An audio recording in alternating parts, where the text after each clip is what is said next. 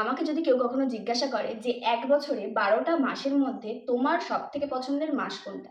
তাহলে আমি সবসময় বলবো শ্রাবণ মাস। কারণ শ্রাবণ মাসে আমার জন্মদিন আর তোমরা সকলে জানো শ্রাবণ মাসে ভোলে বাবারও জন্মদিন। তো আজকে হচ্ছে শ্রাবণ মাসের ১ম সোমবার। মোট ৪ টে সোমবার পড়ে এবং বাঙালিরা এই ৪ টে সোমবার বাবাকে ভক্তি ভরে ডাকে এবং বাবার মাথায় জল ঢালে। হ্যাঁ, তোমাদের আগেও একটা ব্লগে আমি বলেছি যে ছোটবেলা থেকে যখন উপোস করতাম বা পুজো করতাম, আমার মা কখনো আমাকে উপোস করতে দিতে তো চাইতোই না, যেহেতু অনেক ছোট মেয়ে কেন উপোস করতে দেবে।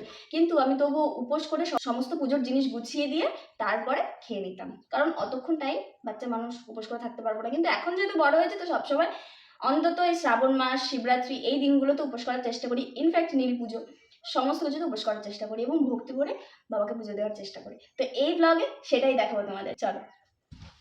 ঘুম থেকে উঠেই চলে গেছিলাম প্রথমে দুধ আনতে। এই দুধটা দিয়েই পুজো হবে আজকে। তারপর তাড়াতাড়ি স্নান সেরে পুজো করতে বসে গেছিলাম। আমি বাড়িতে কি করে পুজো করি সেটাই একটু ছোট্ট করে তোমাদের সামনে তুলে ধরলাম।